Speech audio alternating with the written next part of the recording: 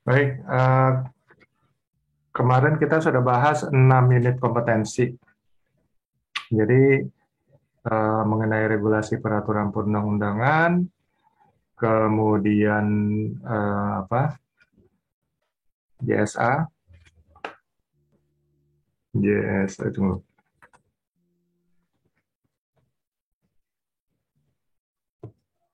APD, kemudian Loto, lalu ventilasi, dan kemudian kondisi tempat kerja ya, mungkin gas-gas berbahaya dan beracun. Jadi ada 6 ya, regulasi peraturan perundangan, JSA, APD, Loto, kemudian ventilasi, dan kondisi berbahaya di ruang terbatas ya, gas-gas berbahaya. Dan sekarang tinggal kita akan bahas sisanya ya, 7 unit kompetensi. Jadi nanti Bapak fokus nih, ada 13 unit kompetensi, itu yang diharapkan harus dikuasai ya. Jadi Bapak bisa menjawab saat ditanya, sehingga memberikan kesan bahwa memang kompeten di bidang untuk skill tersebut gitu. Nah, untuk skill yang ketujuh ini, melakukan prosedur komunikasi dengan rekan kerja. Jadi ini kemampuan komunikasi ya, communication skill. Di sini ada tiga elemen kompetensi. Yang pertama, mengidentifikasi penggunaan sistem komunikasi. Yang kedua, mempersiapkan peralatan sistem komunikasi. Yang ketiga, menggunakan peralatan komunikasi. Jadi yang pertama ini kira-kira identifikasi alat komunikasi apa yang digunakan di perusahaan gitu. Nah, di sini maksudnya jenis-jenis sarana dan prasarana komunikasi yang digunakan dalam ruang terbatas ya. Kemudian jaringan komunikasi terkait diidentifikasi. Jadi kalau menggunakan umpamanya handy-talkie, itu harus sinyalnya bisa nyambung gitu dengan dengan di luar ruang terbatas ataupun di antara sama teman. Dan kalaupun menggunakan handy-talkie, itu juga handy-talkie yang khusus dengan ruang terbatas, sehingga kita tahu kan kalau biasanya ada pengiriman sinyal, itu ada panas yang ditimbulkan ya dari peralatan elektronika. Nah, khusus untuk di ruang terbatas itu, jangan sampai panas ini men-trigger ya, kalau ada gas-gas eksplosif itu langsung mungkin bisa terjadi kebakaran atau ledakan. Jadi harus menggunakan peralatan komunikasi yang khusus. Nah, jadi harus bisa diidentifikasi mana peralatan komunikasi yang khusus yang bisa digunakan ya. Kemudian prosedur penggunaan peralatan komunikasi jelaskan. Jadi nanti untuk peralatan komunikasi itu biasanya dari vendornya kan ada manual penggunaan. Nah, itu nanti disusun prosedur untuk penggunaannya, sehingga penggunaan peralatan tersebut bisa dilakukan dengan aman dan selamat. Gitu. Karena kalau salah-salah pakai mungkin bisa terjadi masalah ya, bisa men-trigger mungkin gas-gas eksplosif dan bisa terjadi ledakan. Jadi benar-benar mengidentifikasi penggunaan sistem komunikasi. Walaupun memang ruang terbatasnya tidak begitu besar, nah komunikasi di antara satu tim mungkin bisa menggunakan suara manual aja ya, suara manual. Dan kalau seandainya pakai SCBA, maka jadi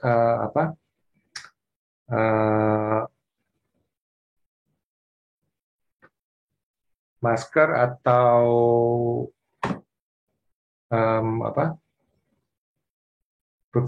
tutup mukanya itu, saya lupa istilah namanya, itu yang memang bisa ada saluran komunikasinya. Kalau nggak, suara kita teriak-teriak nggak kedengaran gitu. Nah, jadi itu harus diidentifikasi.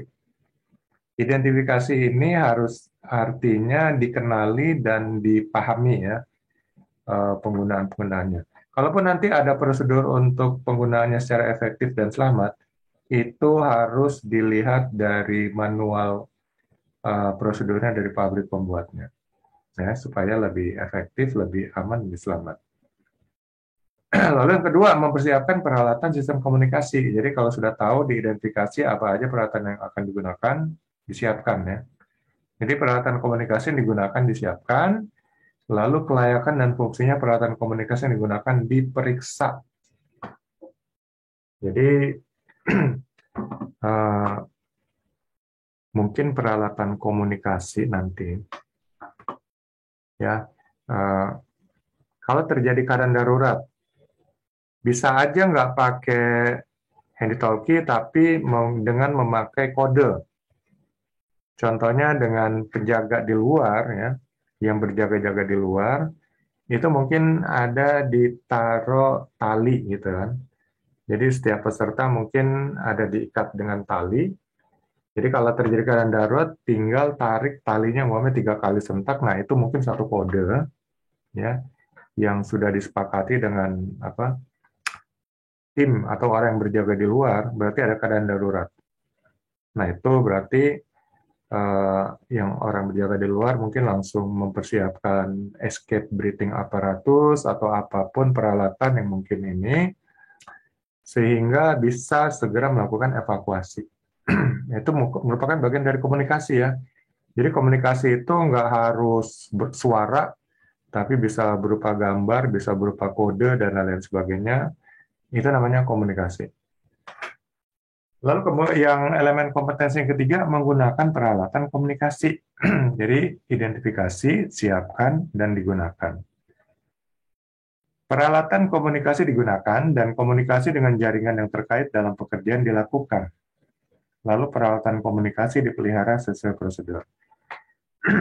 Jadi kalau dimaksud di dalam unit kompetensi dari BNSP ini, berarti peralatan komunikasi ini ada jaringan. Berarti mungkin jaringannya lewat udara. Ya. Berarti mungkin handy-talkie, ya, walkie-talkie, mungkin seperti itu ya. Sehingga bisa melakukan komunikasi. Tapi kalau disebutkan komunikasi aja, komunikasi itu banyak ya. Bisa pakai suara, bisa pakai gambar, bisa pakai kode, bisa pakai isyarat tubuh, itu komunikasi. Nah, kalau dibilang di sini ada jaringan, berarti di sini yang dimaksud adalah peralatan yang menggunakan teknologi elektronika. Ya.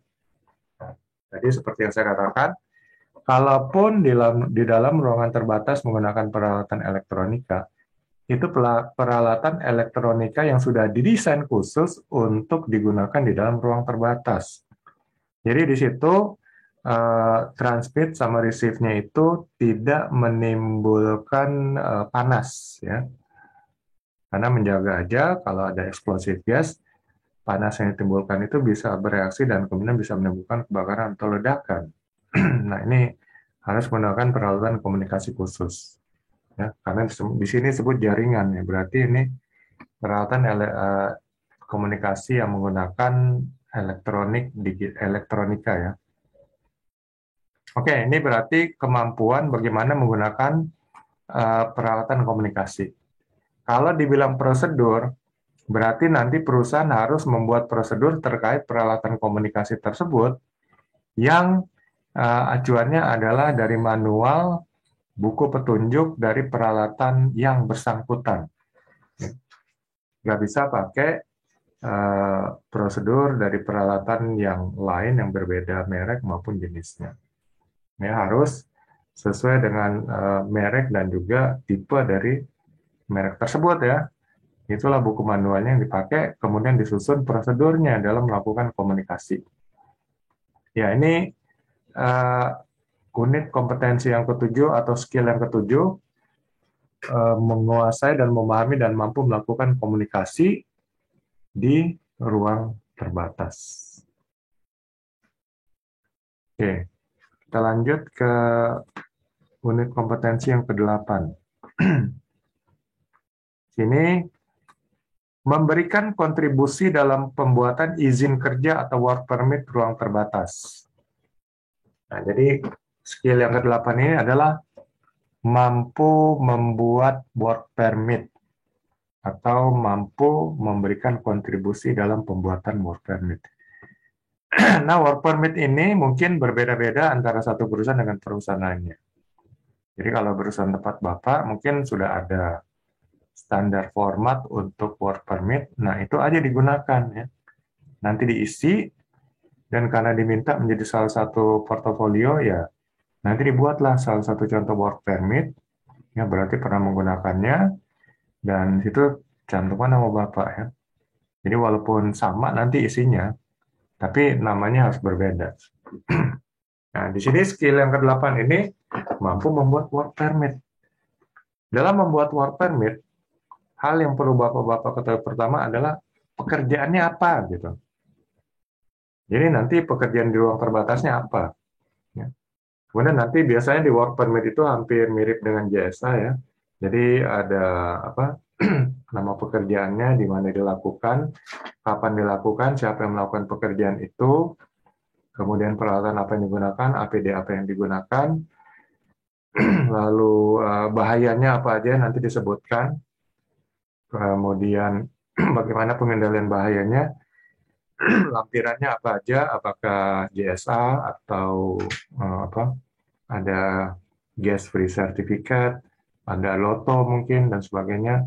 Nanti disebutkan ya persyaratan untuk lampirannya. Dan kemudian hal lain yang bisa ditambahkan. Jadi kalau belum punya format work permit ya bisa dibuat sendiri. Nah, nanti tinggal diisi ya, sesuai dengan mungkin pernah dikerjakan sesuatu di ruang terbatas, nanti diisi. Jadi di bawah tanda tangan nama Bapak ya pembuatnya, lalu apa diketahui dan setujui oleh supervisor langsung dan sebagainya. Nah, itu jadilah sebuah work permit. Dan itu nanti dilampirkan sebagai salah satu portofolio yang diminta oleh lembaga penguji. Oke, untuk unit kompetensi ke-8 ini memberikan kontribusi dalam pembuatan izin kerja atau work permit ya, ruang terbatas. Di sini ada 3 elemen kompetensi juga. Yang pertama, mengidentifikasi persyaratan izin kerja yang dibutuhkan di ruang terbatas. Yang kedua, memberikan kontribusi dalam mempersiapkan izin kerja. Yang ketiga, memberikan kontribusi dalam penerbitan izin kerja. Nah, jadi yang pertama, identifikasi persyaratan izin kerja yang dibutuhkan di ruang terbatas. Jadi kira-kira apa nih untuk pekerjaan Bapak di ruang terbatas? Izin-izinnya ya, atau persyaratannya. Apakah harus ada lampiran loto juga?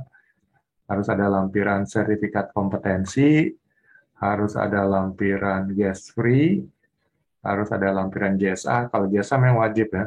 Jadi semua identifikasi ya, apa aja persyaratan dalam izin kerja yang dibutuhkan untuk bekerja di ruang terbatas. Nah, sini kriteria unjuk kerjanya persyaratan prosedural izin kerja dijelaskan ya. Jadi prosedural langkah-langkah bagaimana izin kerja itu sampai bisa diterbitkan ya. Itu namanya persyaratan prosedural. Kemudian ruang lingkup pekerjaan dijelaskan sesuai prosedur kerja. Jadi ruang lingkup untuk pekerjaan ini jelaskanlah. Kalau sesuai prosedur kerja berarti dijelaskan sesuai standar yang ada di perusahaan. Kalau dijelaskan sesuai peraturan perundangan berarti dijelaskan sesuai dengan standar yang telah diatur oleh pemerintah. Berarti sini standar internal aja. Kemudian elemen kompetensi yang kedua, memberikan kontribusi dalam mempersiapkan izin kerja. Jadi walaupun Bapak tidak membuat sendiri, tapi ada kontribusinya. Jadi nanti, terutama dalam membuat jasa pasti ya itu kontribusi diwajibkan ya, harus ada masukan-masukan dari tiap anggota tim. Nah itu juga bisa memberikan kontribusi dalam mempersiapkan izin kerja. Nah, salah satu persyaratan izin kerja biasanya adalah adanya JSA ya. Nah, dalam membuat JSA itu semua kontribusi dari para anggota tim itu diharapkan diberikan gitu. Oke, kriteria unjuk kerjanya untuk elemen kompetensi yang kedua ini. Yang pertama, persyaratan prosedural yang dibutuhkan untuk pengurusan izin kerja dibuat. Yang kedua, ruang lingkup pekerjaan sesuai prosedur kerja diidentifikasi. Jadi nanti setiap anggota tim berkontribusi. Apakah nanti ada yang tukang tulis, kemudian yang lain ada yang memberikan pendapat, ya. Lalu yang lain mungkin ada yang mempersiapkan kelengkapan-kelengkapan, ya, persyaratan itu atau peralatan-peralatannya. Jadi untuk izin kerja kan ada peralatan-peralatan diwajibkan juga APD-APD. Nah, itu harus dipersiapkan juga. Jadi itu bisa menjadi bagian kontribusi anggota-anggota tim lainnya gitu ya. Yang walaupun tidak menulis langsung izin kerja tersebut. Kemudian elemen kompetensi ketiga untuk unit kompetensi ke-8 ini, memberikan kontribusi dalam penerbitan izin kerja. Jadi untuk penerbitan izin kerja mungkin tidak langsung mulus, mungkin dikembalikan lagi oleh pengawas area atau pengawas langsung, supervisor langsung, karena ada kekurangan-kekurangan yang harus dilengkapi umpamanya. Nah, inilah kontribusinya. Bagaimana satu anggota tim saling kerjasama sehingga semua persyaratan yang diinginkan itu, yang dipersyaratkan itu bisa dilengkapi sampai izin kerja bisa diterbitkan. Jadi izin kerja atau work permit itu adalah persyaratan, ya, persyaratan dalam melakukan satu aktivitas pekerjaan, biasanya aktivitas pekerjaan yang berisiko tinggi. Sehingga tidak ada toleransi apabila persyaratan tidak dipenuhi dan izin kerja diterbitkan. Jadi izin kerja itu bisa diterbitkan kalau seluruh persyaratan, ya, yang terkait dengan pekerjaan tersebut sudah dilengkapi. Nah, ini berarti semua persyaratan harus dilengkapi sampai izin kerja itu diterbitkan, ya. Kriteria unjuk kerjanya untuk elemen kompetensi ketiga ini, data yang diperlukan di lokasi kerja dikumpulkan. Jadi semua data terkait aktivitas kerja nanti, ya, dikumpulkan, kemudian kelengkapan prosedural yang dibutuhkan diperiksa. Jadi semua persyaratan JSA, ya, Lotos segala macam itu dicek lagi semuanya apakah sudah benar atau apa, ada yang perlu direvisi, dan kemudian izin kerja dipastikan telah diterbitkan. Jadi sampai izin kerja diterbitkan, pekerjaan belum boleh dimulai, ya. Sehingga satu tim ini benar-benar saling berkontribusi untuk membuat izin kerja bisa diterbitkan. Ya, ini skill yang ke-8, ya. Harus bisa berkontribusi sampai izin kerja bisa terbit.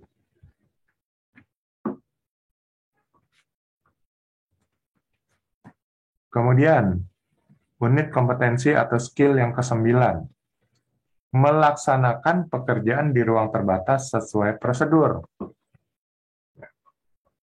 Jadi ini sudah langsung melaksanakan pekerjaan, ya, di ruang terbatas sesuai prosedur.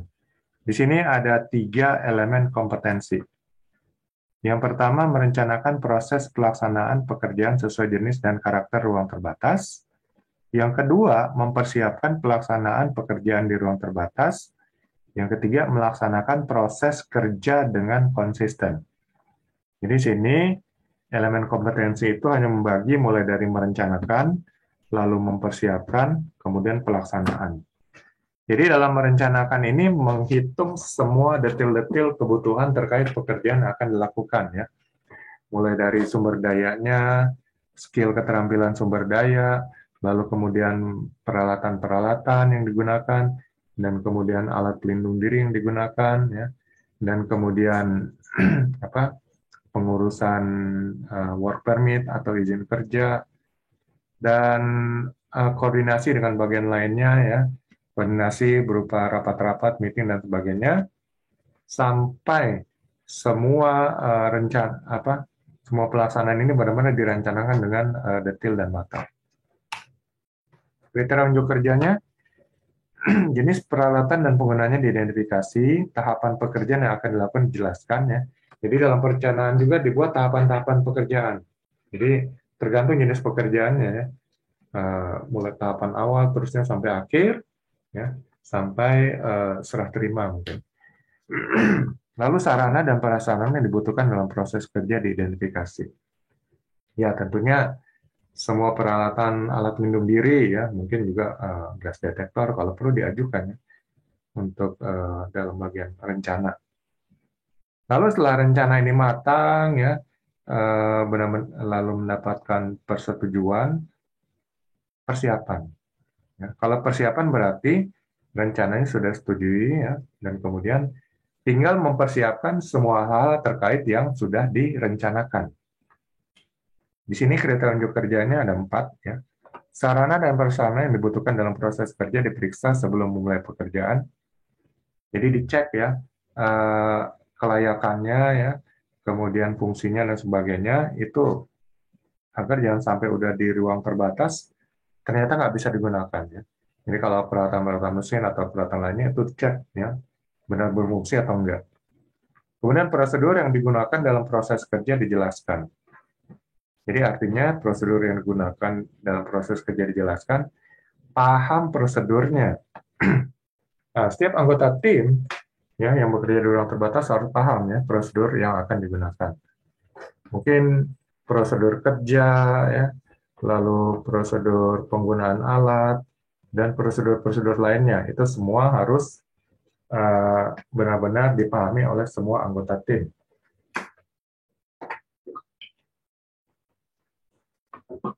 Kemudian pengecekan kelengkapan persyaratan prosedural dilakukan.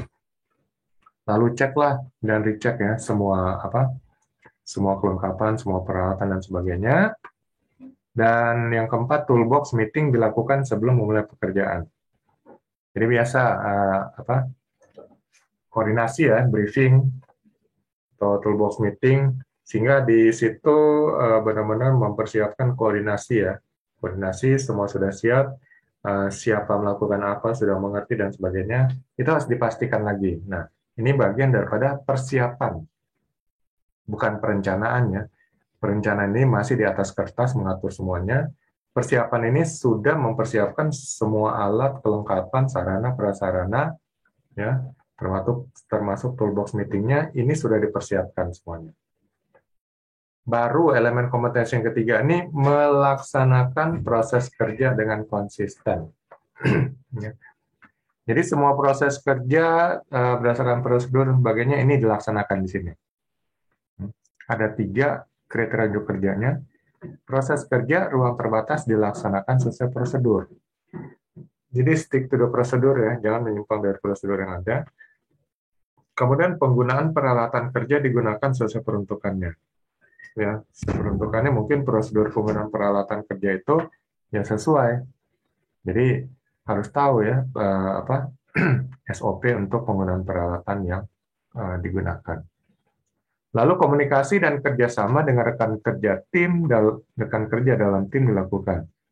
Setelah itu kerjasama dan komunikasi yang efektif dilakukan sehingga pekerjaan itu bisa dilaksanakan sesuai tahapan-tahapan yang sudah direncanakan.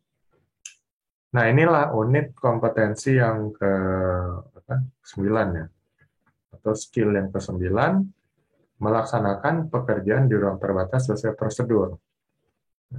Sesuai prosedur artinya diatur secara internal, ya, tidak diatur oleh pemerintah.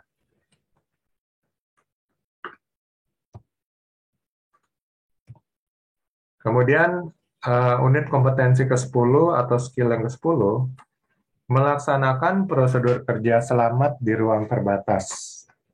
Nah, berarti di sini safety first-nya, ya. Jadi mengutamakan keselamatan dalam bekerja di ruang terbatas. Di sini ada ada 4, ya, elemen kompetensi. Yang pertama, merencanakan pelaksanaan prosedur kerja selamat di ruang terbatas. Yang kedua, mempersiapkan pelaksanaan prosedur kerja selamat di ruang terbatas. Yang ketiga, menerapkan prosedur kerja selamat di ruang terbatas. Dan yang keempat, memberikan kontribusi dalam pembuatan laporan. Jadi, di sini, ya, fokusnya adalah keselamatan, sehingga prosedur kerja selamat atau standar keselamatan itu benar-benar dilaksanakan, ya. Mulai daripada merencanakan untuk standar keselamatan, dan kemudian pelaksanaan, ya, lalu penerapan, persiapan di sini, lalu menerapkan ya, dan kemudian pembuatan laporan. Nah, di sini ada pembuatan laporan. Jadi artinya laporan itu penting buat nanti pengawas atau manajemen akan mereview ya, apakah benar-benar proses atau prosedur keselamatan ini dijalankan dengan benar atau tidak ya dalam pekerjaan di ruang terbatas ini. Nah, kita lihat ya kriteria unjuk kerjanya untuk elemen kompetensi yang pertama, merencanakan pelaksanaan prosedur kerja selamat di ruang terbatas. Kriteria unjuk kerjanya, prosedur kerja selamat yang digunakan diidentifikasi. Jadi standar kerja selamat ya, atau apa SOP ya untuk melakukan pekerjaan tersebut ya tentunya dengan safety first-nya itu diidentifikasi, direview ulang lah, dilihat apakah sudah benar atau enggak. Kemudian izin kerja di ruang terbatas dipastikan sudah diterbitkan ya. Jadi izin kerja juga adalah bagian daripada standar keselamatan ya. Karena dengan izin kerja berarti semua bahaya risiko sudah dikendalikan dengan izin kerja itu. Dan juga pengawasan benar-benar diawasi secara ketat ya dengan adanya izin kerja. Kemudian APD ya, jadi APD termasuk daripada standar keselamatan juga. APD, pemilihan alat pelindung diri dan pemasangan ventilasi yang sesuai ya kebutuhan pekerjaan dan standar yang ditentukan di ruang terbatas ditentukan. Jadi alat pelindung diri yang sesuai ya untuk terkait pekerjaannya. Tapi APD umumnya mungkin adalah safety helmet ya, kemudian safety shoes, lalu baju reflektor, dan kemudian kalau mungkin mau pakai SCBA boleh juga, tapi kalau memang sudah di tes ya oleh gas tester sehingga sudah dikeluarkan gas free, lalu kemudian ditambah dengan ventilasi, itu kayaknya nggak perlu lagi pakai SCBA. Mungkin yang perlu dipersiapkan adalah escape breathing apparatus. Jadi kalau terjadi keadaan darurat, ada gas-gas berbahaya dan beracun, itu langsung pakai escape breathing apparatus dan langsung evakuasi. Ya. Lalu ventilasi, ya ventilasi diperlukan apakah ventilasi natural ya, atau dengan memasang blower ya, dan juga exhaust. Kalau dirasa lebih safe ya mungkin dilakukan pemasangan ventilasi blower gitu kan. Lalu sarana dan prasarana yang diperlukan dalam pekerjaan ruang terbatas sesuai peruntukannya dijelaskan. Jadi sarana dan prasarana ya semua peralatan ya ini dipastikan aman dan selamat untuk digunakan. Ya, karena ini kita bicara standar keselamatan ya atau prosedur keselamatan. Kemudian jenis-jenis dan penggunaan peralatan untuk memantau kondisi bahaya di ruang terbatas diidentifikasi. Jadi jenis-jenis penggunaan peralatan untuk memantau apakah perlu dipasang CCTV ya, tapi CCTV yang sudah memenuhi standar untuk dipasang di ruang terbatas. Atau kode-kode apabila terjadi keadaan darurat atau peralatan komunikasi dan sebagainya, ini merupakan bagian dari peralatan untuk memantau kondisi bahaya di ruang terbatas. Nah, ini bagian dari merencanakan. Ini baru direncanakan untuk disiapkan gitu ya. Lalu elemen kompetensi kedua mempersiapkan ya pelaksanaan prosedur kerja selamat di ruang terbatas. Jadi nanti prosedur kerja SOP untuk bekerja dengan aman dan selamat disiapkan, izin kerja dicek ya untuk dilakukan, APD dan ventilasi disediakan, tapi sudah diperiksa kelayakannya, kemudian kelengkapan prosedur lainnya ya, apakah loto ya dan sebagainya, lalu gas free sudah dilakukan. Nah, ini semua adalah bagian dari persiapan. Baru setelah itu penerapannya ya, penerapan prosedur kerja selamat ya atau standar-standar keselamatan. Penggunaan APD yang benar ya dan alat bantu pernapasan bila diperlukan. Tadi saya bilang escape breathing apparatus mungkin disediakan ya apabila terjadi keadaan darurat. Lalu loto dan tes atmosfer dilakukan sesuai prosedur ya, gas free tadi.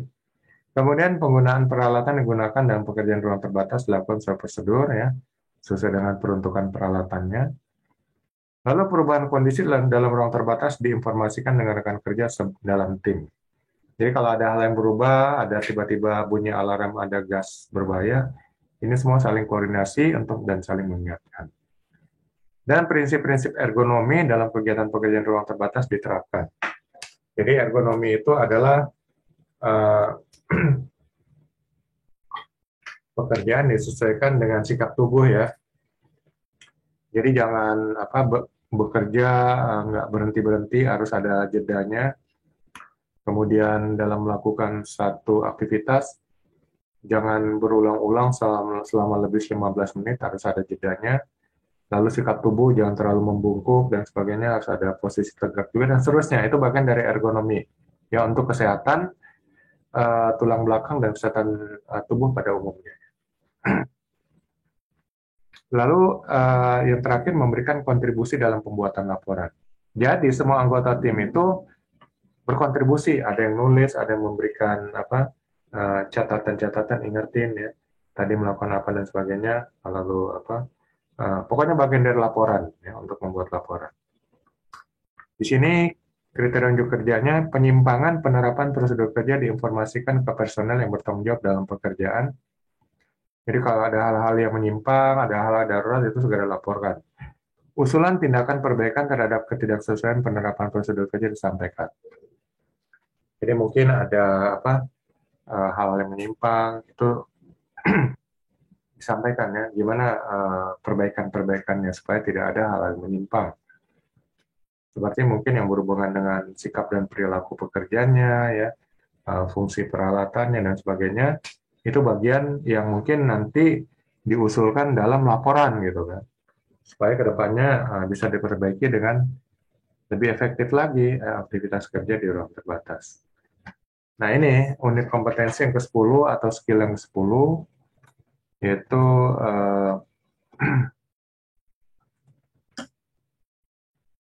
melaksanakan prosedur kerja selamat di ruang terbatas ya, atau standar-standar keselamatan dalam bekerja di ruang terbatas.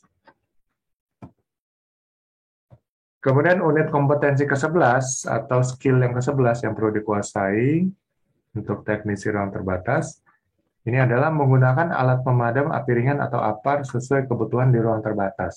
Ya.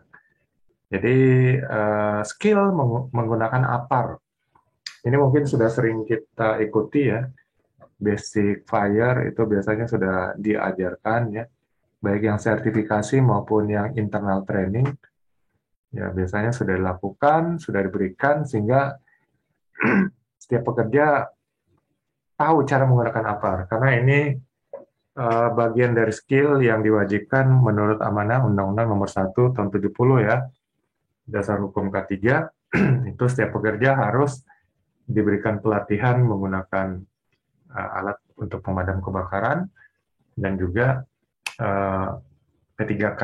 Jadi dua skill wajib yang harus dikuasai oleh seluruh pekerja. Nah, di sini juga ada di teknisi ruang terbatas harus bisa menggunakan APAR.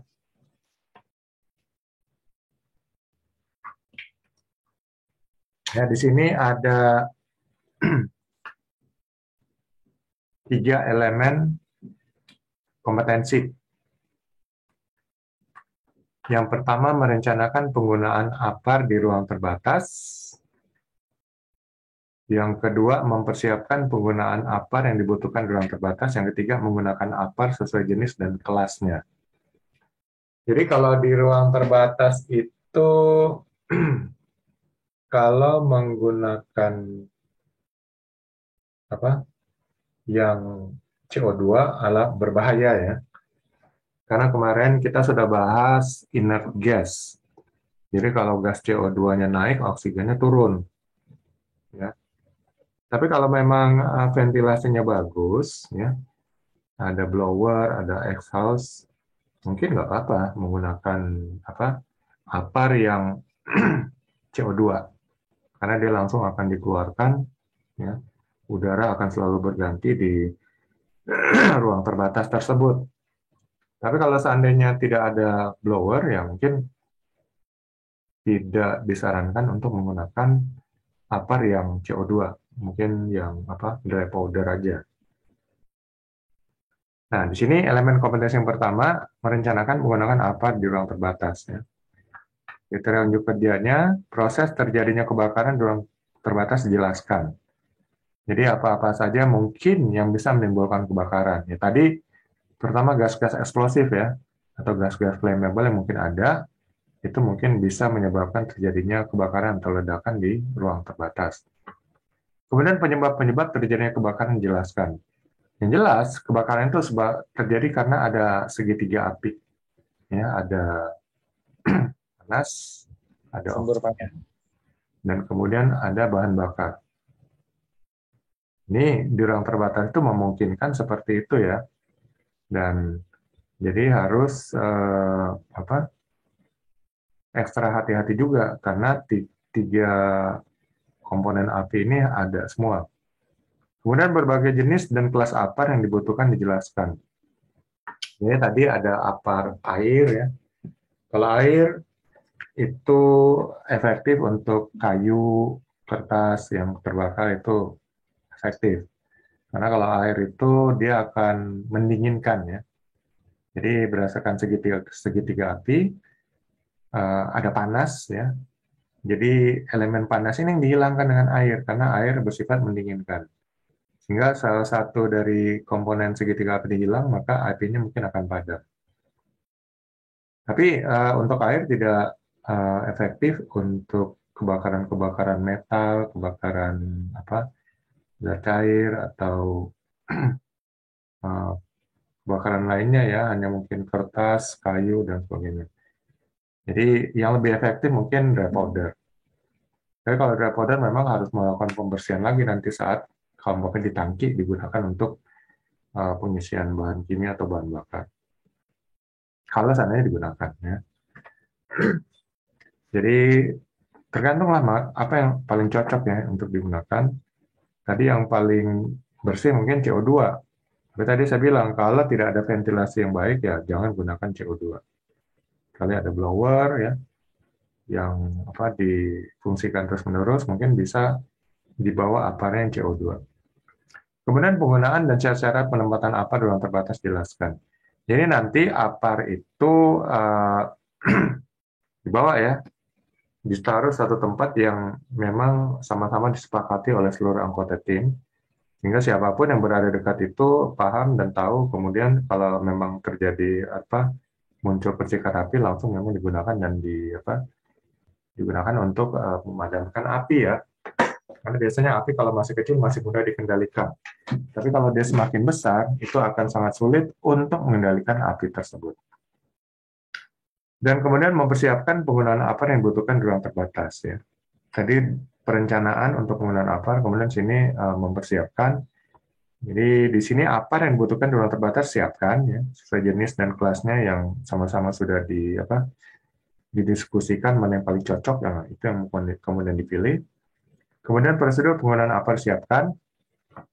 Jadi penggunaan APAR itu biasanya tarik dulu ya pinnya ya. Jadi pinnya ditarik, kemudian nozzle-nya diarahkan ya ke titik dasar api, lalu handle-nya ditekan ya, dan kemudian eh, alat pemadam anti api yang keluar itu disapukan ya di titik dasar api. Yaitu prosedur penggunaan APAR. Jadi pinnya dulu dikeluarkan, kalau enggak dia nggak akan bisa menekan handle untuk mengeluarkan alat anti apinya ya. Kemudian syarat-syarat penempatan APAR dilakukan sesuai prosedur. Kalau untuk penempatan APAR ya sesuai dengan Permenaker nomor 2 kalau nggak salah tahun 80 ya. Itu mungkin untuk penempatan permanen ya. Kalau mungkin untuk penempatan temporer saya pikir nggak perlu lah ya. Ada tulisan APAR atau digantung atau mungkin nanti kalau taruh di lantai ditaruh cat merah gini. Nggak usah, bukan seperti itu. Ini karena hanya temporer aja. Yang penting cara penempatan APAR itu diketahui oleh seluruh anggota tim. Ya. Sehingga siapapun nanti yang berada di dekat apar apabila terjadi muncul percikan api itu langsung mengambil apar ya, kemudian langsung menyemprotkannya ya berdasarkan tadi ya 4 langkah ya, tes ya, pinnya dicabut ya, arahkan ke titik dasar api, lalu kemudian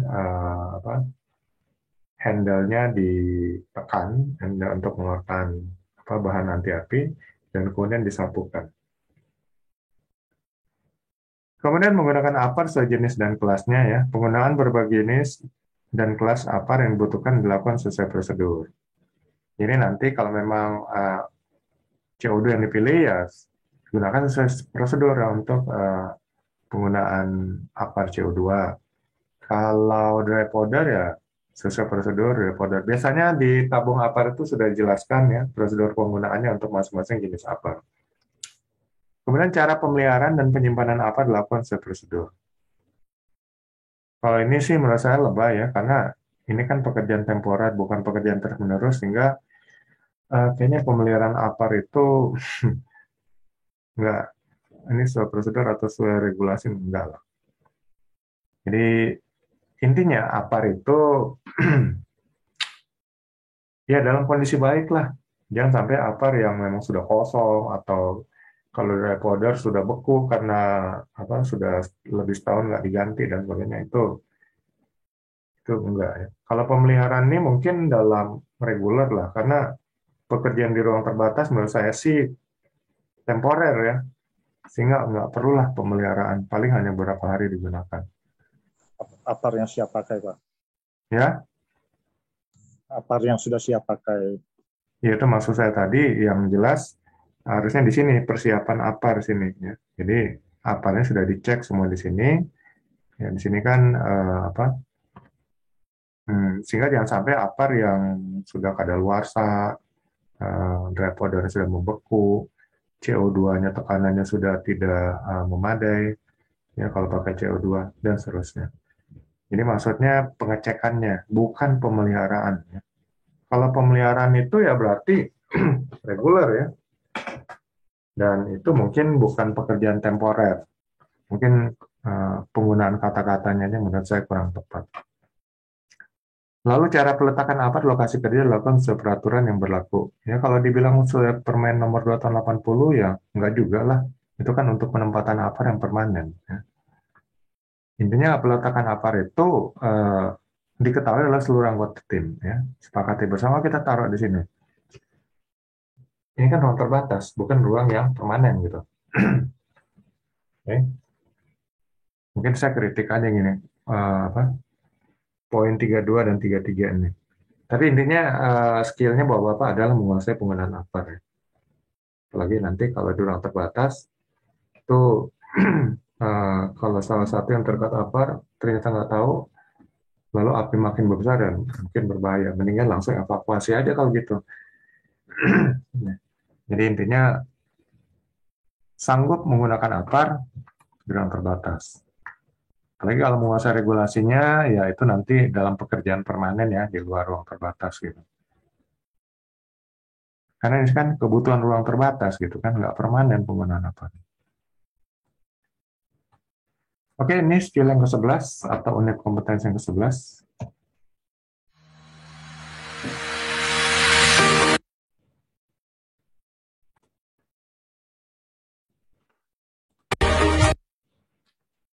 Oke, itu tadi sedikit video.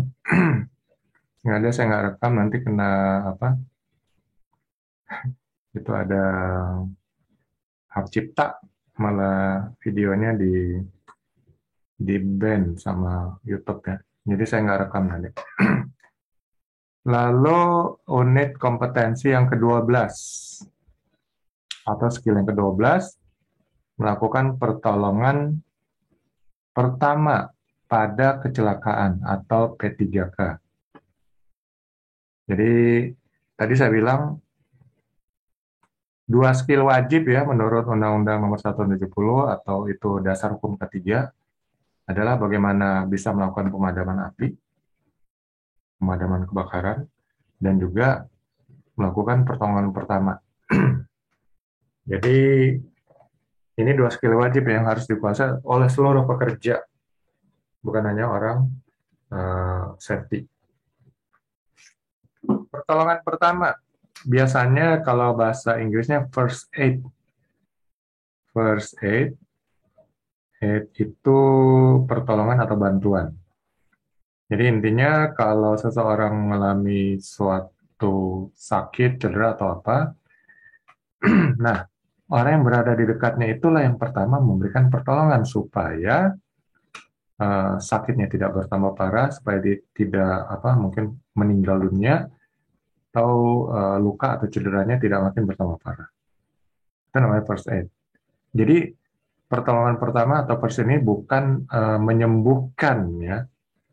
Kalau menyembuhkan itu harus orang tim medis yang memang sudah disertifikasi untuk melakukan proses penyembuhan. Tapi kalau pertolongan pertama, siapapun bisa melakukan pertolongan pertama, karena ini sudah menjadi standar internasional ya.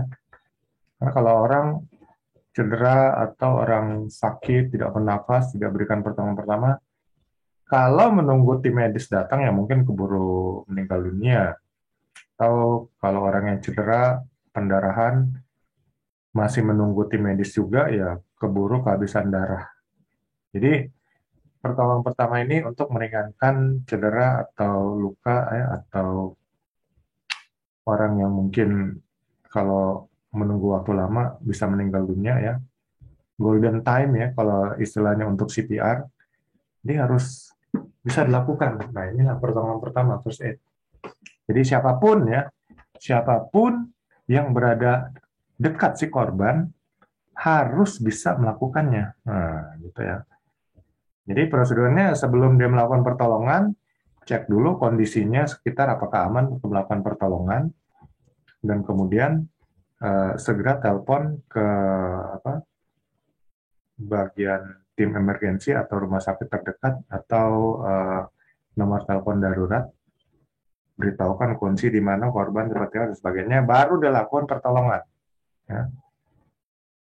Karena nanti yang akan pengobatan tindak lanjutnya tim medis, bukan dia.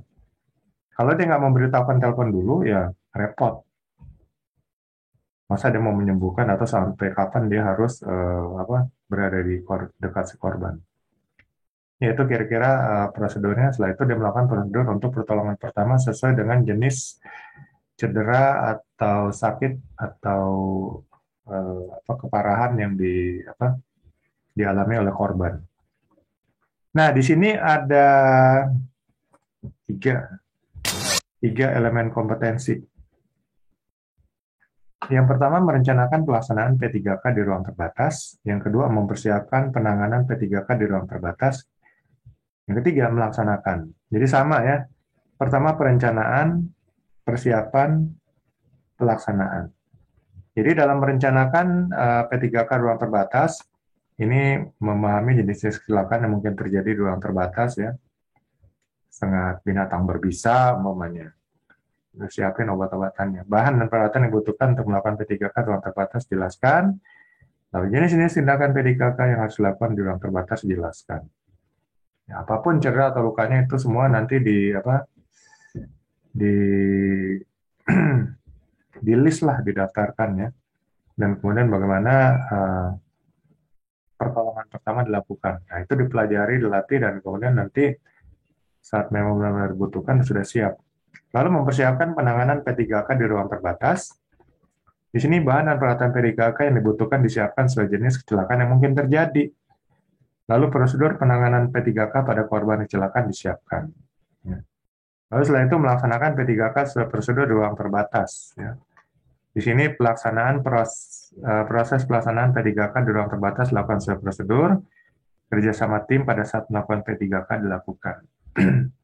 Ya, nanti kalau CPR ya memang sesuai prosedur CPR ya. CPR kalau dulu kan ada napas buatan, kalau sekarang CPR itu bisa dengan penekanan di area jantung dan paru-paru. Ya. Pokoknya sekitar antara pertemuan dua paru-paru, ya, itu disitulah ditekan. intinya saat penekanan itu saat ditekan mungkin ya eh, paru-paru mengempis. Lalu saat tekanan dihilangkan, paru-paru mengembang dan kemungkinan paru-paru menyerap oksigen. Walaupun orangnya mungkin eh, pernapasannya terhenti, tapi karena ada penekanan, dia manualnya langsung menyerap oksigen. Lalu saat ditekan, tekan lagi, oksigennya itu tertekan, terkirim ke jantung ya. Lalu dari jantung di pembuluh nadi nanti akan terkirim ke seluruh tubuh.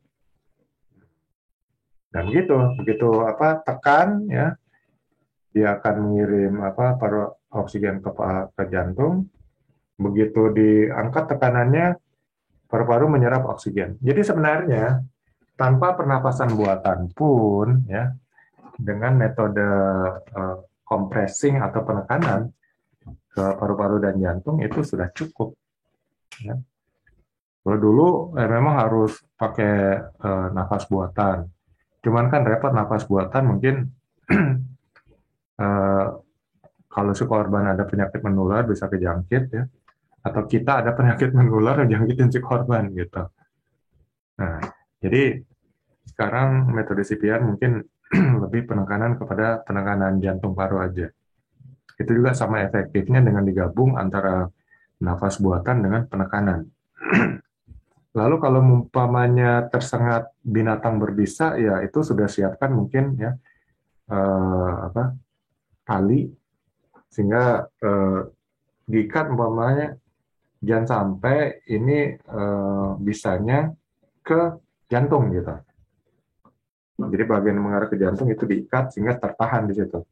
Lalu mungkin lukanya mungkin bisa dikorek dengan sedikit benda tajam dan kemudian ditaruh alkohol ataupun betadine ya untuk ya mengantisipasi menetralisir daripada bisa itu. Atau mungkin ada peralatan-peralatan lainnya cairan khusus untuk bisa serangga-serangga atau binatang berbisa gitu ya. Lalu kalau patah tulang ya buat terjatuh dari ketinggian itu mungkin langsung diikat ya dengan papan ya supaya tidak ada pergerakan. Intinya kalau patah tulang itu jangan ada pergerakan. Lalu ditaruh di tandu dan kemudian dikirim keluar. Ya, langsung ditangani oleh tim medis. Lalu kalau pendarahan ya itu sama tadi diikat ya yang arah ke jantung supaya darahnya tidak mengalir karena kalau tekanan pembuluh ini muncrat-muncrat nih. Jadi dengan diikat dia ketahan ya, tekanan darahnya dan kemudian dipakai kasa atau kain ditekan kuat. Nah, itu darah lama-lama akan berhenti karena tubuh manusia juga mengandung ada zat pembuku darah. Tapi kalau nggak begitu darahnya akan keluar terus dan korban akan kehabisan darah. Itu mungkin secara singkat ya untuk P3K. Ini memang harus dipelajari secara detail nanti untuk ada pelatihan-pelatihan P3K. Tapi kita bisa lihat nanti ada sedikit film mengenai P3K. Saya pause dulu.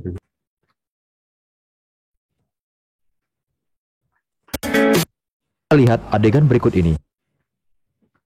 Untuk CPR nanti tadi saya bilang penekanan ya. Intinya kalau CPR sih sekarang penekanan di dada aja. Jadi penekanan dilakukan terus-menerus sampai si korban sadar atau kita kelelahan atau kalau ada orang lain menggantikan dilakukan penekanan ya. Intinya supaya asupan oksigen itu tidak berhenti pada si korban karena kalau golden time itu 4 menit ya, korban tidak mendapatkan oksigen, dia otaknya akan mengalami degradasi atau kerusakan. Dan kita tahu yang namanya meninggal dunia itu pertama karena jantung berhenti, yang kedua kerusakan otak secara permanen. Jadi kalau otak sudah rusak secara permanen, walaupun jantungnya masih berdetak, dia sudah secara medis dikatakan meninggal dunia. Jadi banyak korban-korban yang otaknya sudah tidak berfungsi secara medis namun masih hidup, akhirnya mengandalkan alat bantuan hidup aja ya di rumah sakit sampai sebulan, 2 bulan, dan akhirnya biayanya gede, dan akhirnya begitu alat bantuan hidup itu dicabut ya meninggal dunia. Jantungnya masih berfungsi tapi fungsi otaknya udah nggak ada, jadi sebenarnya sudah meninggal dunia itu. Ya itu tadi untuk CPR ya. Tapi memang CPR ini perlu latihan-latihan untuk apa? Supaya bisa melakukan yang benar.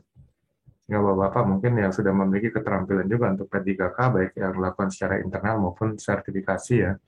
Sertifikasi ada BNSP juga, ada Kemnaker. Oke, kita bicarakan sekarang unit kompetensi yang terakhir, yang ke-13, melakukan tindakan tanggap darurat. Jadi, tanggap darurat, mungkin keadaan darurat yang terjadi di ruang terbatas ya, apakah ada gas berbeda yang beracun tiba-tiba muncul, atau kebakaran dan sebagainya, atau ledakan. Nah, ini harus bisa diantisipasi oleh para pekerja di ruang terbatas.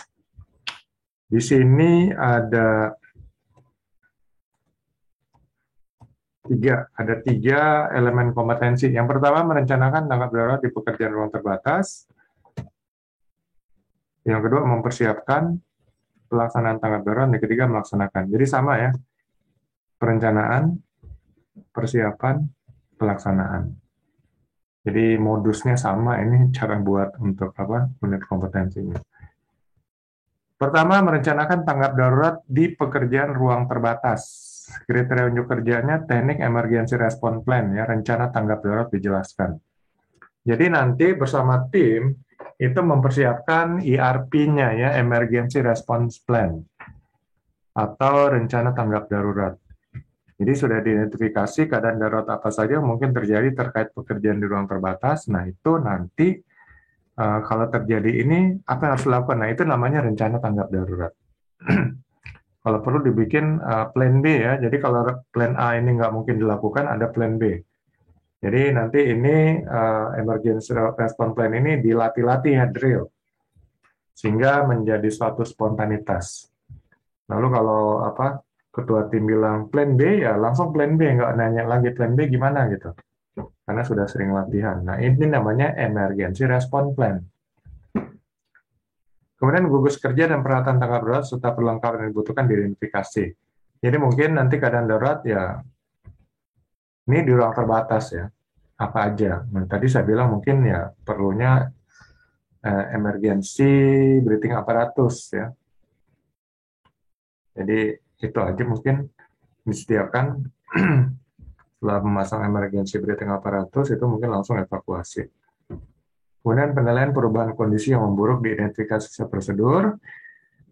Penyelamatan diri dan rekan kerja kalau terjadi bahaya dijelaskan. Ya. Nah, tadi sudah rilis bahaya apa aja mungkin yang terjadi secara darurat. Dan sarana komunikasi untuk tanggap darurat dijelaskan. Ya, mungkin tadi sama dengan sarana komunikasi ya, skill komunikasi, penggunaan walkie-talkie atau handy-talkie mungkin. Lalu persiapan ya, tadi perencanaan semua direncanakan lalu disiapkan ya peralatannya ya, peralatan tanggap darurat mungkin yang perlu diperlukan di ruang terbatas tadi apa emergency breathing apparatus. Lalu peralatan penyelamatan ya, apakah tandu dan sebagainya ya. Transportasi dan prosedur evakuasi disiapkan sesuai kebutuhan. Kemudian prosedur penanggulangan dan pengendalian bahaya diidentifikasi. Jadi nanti memakai prosedur penanggulangan keadaan darurat ya, digunakan kalau memang terjadi keadaan darurat di ruang terbatas. Sarana komunikasi yang dibutuhkan dalam tanggap darurat diperiksa, ya dicek apakah layak pakai atau enggak. Setelah itu elemen kompetensi ketiga melaksanakan langkah-langkah tanggap darurat. Di sini kriteria unjuk kerjanya perubahan kondisi yang memburuk diinformasikan dengan rekan kerja dalam tim. Jadi saling memberi informasi lah ya kalau terjadi perubahan keadaan gitu. Tiba-tiba muncul gas berbahaya, ya. Tiba-tiba ada tanah goyang dan sebagainya, itu harus saling koordinasi. Kemudian penggunaan peralatan tanggap darurat dilakukan secara prosedur, ya, prosedur untuk keadaan darurat ya. Prosedur penyelamatan dan evakuasi dilakukan secara prosedur. Tapi untuk penyelamatan mungkin tim penanggulangan keadaan darurat ya. Kalau tim di sini, kecuali dia sudah dilatih untuk melakukan proses penyelamatan atau rescue, itu boleh melakukan proses rescue. Kalau enggak, ya enggak gitu. Jadi sebenarnya proses penyelamatan ini sudah koordinasi dengan tim penanggulangan keadaan darurat, emergency response team. Kemudian pihak yang terkait dalam proses tanggap darurat dihubungi. Ya. Jadi sudah siap, mungkin dengan tim emergency response team, kalau sedang melakukan pekerjaan di ruang terbatas, kalau tiba-tiba ada ini ya emergency response team sudah siap ya untuk langsung ke lokasi. Kemudian sarana komunikasi digunakan dengan efektif setelah prosedur ya. Kalau keadaan darurat, sarana komunikasi yang sudah persiapkan itu digunakan dengan efektif. Apakah menghubungi nomor darurat atau nomor tim penanggulangan keadaan darurat dan seterusnya. Ya, ini 13 skill ya. 6 skill sudah kita bahas kemarin. Kemudian 7 skill yang kita bahas hari ini. Ini semuanya adalah skill wajib yang harus dikuasai oleh para peserta skema untuk teknisi bekerja di ruang terbatas. Ya, ini regulasi peraturan perundangan bekerja ruang terbatas ya dikuasain. Kemudian bisa membuat JSA atau minimal berkontribusi dalam pembuatan JSA. Kemudian bisa menggunakan alat pelindung diri yang sesuai untuk pekerjaannya di ruang terbatas. Lalu bisa ya membuat dan melaksanakan isolasi energi atau lockout takeout atau LOTO. Kemudian bisa memasang sistem ventilasi di ruang terbatas. Kemudian bisa tanggap ya terhadap perubahan kondisi kerja ya, gas-gas berbahaya mungkin muncul dan sebagainya. Itu skill yang bisa menilai perubahan kondisi kerja. Kemudian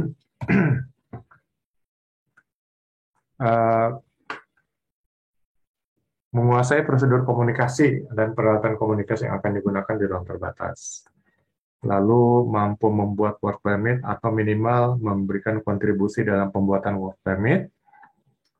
Kemudian mampu melaksanakan pekerjaan di ruang terbatas sesuai prosedur ya, prosedur kerja ya terkait pekerjaan yang akan dilakukan. Lalu mampu melaksanakan prosedur kerja selamat atau standar keselamatan di ruang terbatas ya. Tadi ada mengenai APD ya, kemudian mengenai standar-standar keselamatan, prosedur kerja ya, dan ventilasi dan sebagainya, itu semua merupakan bagian prosedur keselamatan atau standar keselamatan. Lalu mampu menggunakan APAR, mampu memberikan pertolongan pertama pada kecelakaan, dan mampu mengantisipasi kondisi dan keadaan darurat ya, di ruang terbatas.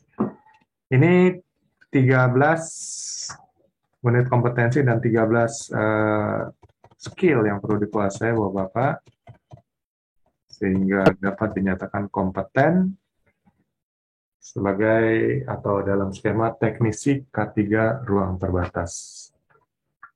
Oke, demikian teori dan penjelasan untuk